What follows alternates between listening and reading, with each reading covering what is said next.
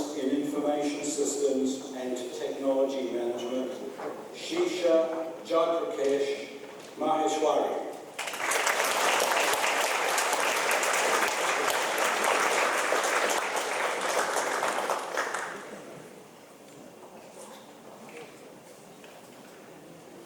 Graduate Certificate in Analytics, Donna Nishani Dumuthu Karunarati.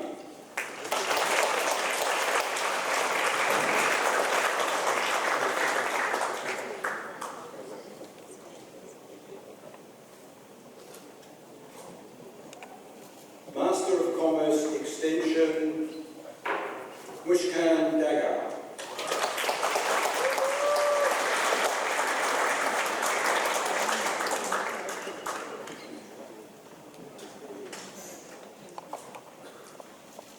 Shivani Yoga.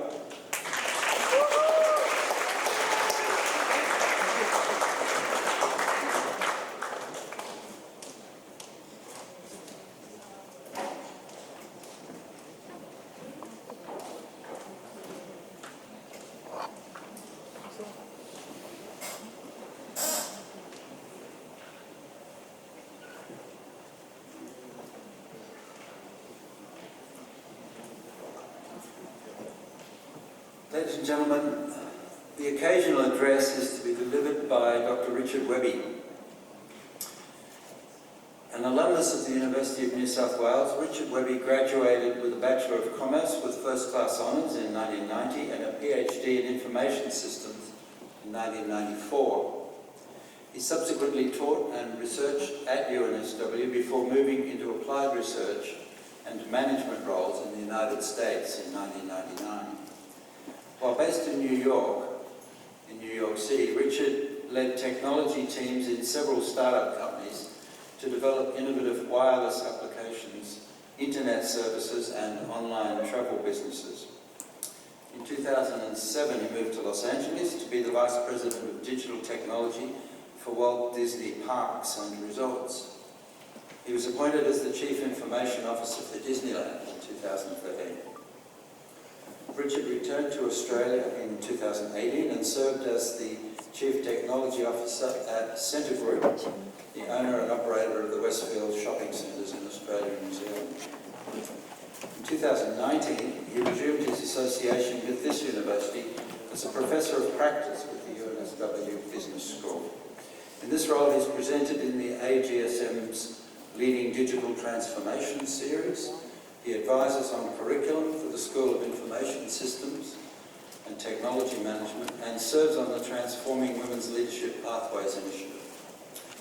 In 2021, Richard joined Optus as Managing Director Digital. In that newly created role, he leads digital strategy and execution across all consumer touchpoints, including online channels, in addition to the data and analytics functions.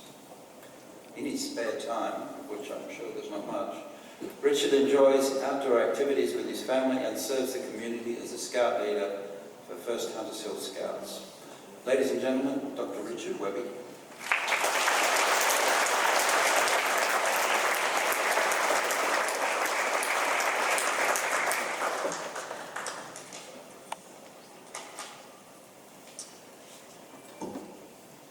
Pro-Chancellor, Emeritus Professor Terry Campbell, Duty Dean Emeritus Professor Richard Dunford, distinguished guests, graduating students, families and friends. To all the graduates today, my heartfelt congratulations to all of you. I know how hard you've worked to be here. Equally, I want to congratulate your parents, families and loved ones who are here today and have supported you during your time at university. It is important to recognise that their involvement did not start with your degree, but with the life journey that brought you here today. That life journey, according to the Australian Council for Educational Research, has averaged 27 years. The average age of graduates, bachelor's and higher degree combined is 27 years old. Coincidentally, it's also exactly 27 years since I sat exactly where you're sitting now as a recent graduate. I'm sure you've learned a lot in your first 27 years or so, or you wouldn't be here today. I'm going to talk a bit about what your next 27 years might look like based on my experience. I'll summarise my life choices, career decisions, and some mistakes I've made in the last 27 years, all in a 5-minute speech. My hope is to help you with your next 27 years.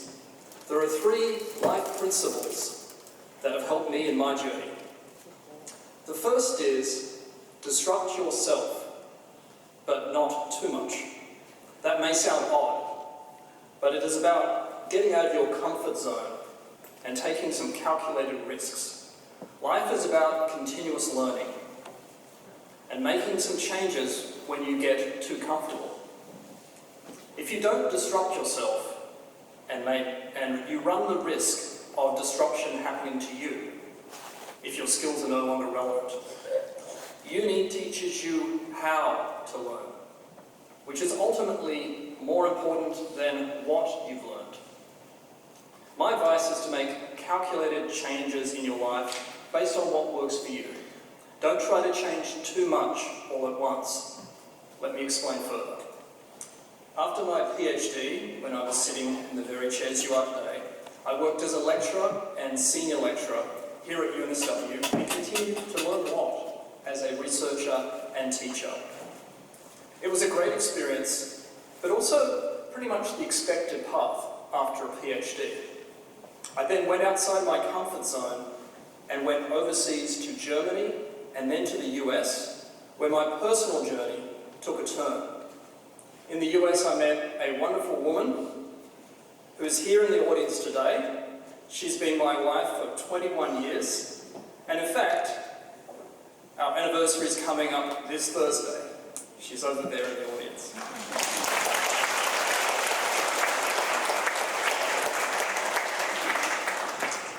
See, dear, I haven't forgotten our anniversary. We started dating during the late 1990s, which was also the start of the dot-com boom.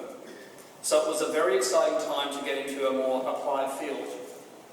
I took a job at a startup company in New York City. Now, the professors here may want to cover their ears for a moment, but it was probably the time when I learned the most in any 2-year period of my life. I had to learn how to hire a team, manage them, motivate them, and build a mobile streaming audio service that worked, and we actually sold it, but it was essentially Spotify about 7 years too early. So it went the way of a lot of dot-com startups. I have worthless stock options. It was a time of great learning for me, but in hindsight, it was just too much disruption.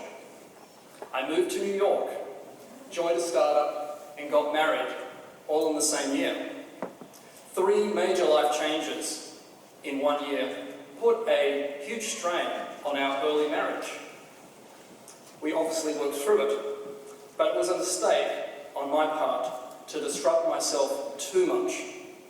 You need to figure out how much change you can handle and when it's best to change more incrementally. When you get married, it's probably not a good time to move countries and join a startup. That leads me to my second life principle, which is work hard sometimes. Now that also might sound odd, and some people might think I mean work-life balance, but it is slightly different. What I mean is there are periods in your life where you must simply work extremely hard to achieve something special. When you must really focus, commit, and frankly put yourself under a lot of stress. The trick is to know when to do that and not do it all the time, or you may burn out. A time in my life where I had to work like crazy to get something done was at the Walt Disney Company. Moving from New York to Los Angeles to work for Disney was a big step up in my career, and it was a dream job.